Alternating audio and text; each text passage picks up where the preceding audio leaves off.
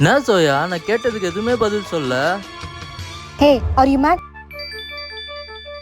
முகம் பார்க்க நானும் முடியாமல் நீயும் திரை போட்டு உன்னை மறைத்தாலே பாவம் ஒரு முறையேனும் திருமுகம் காணும்.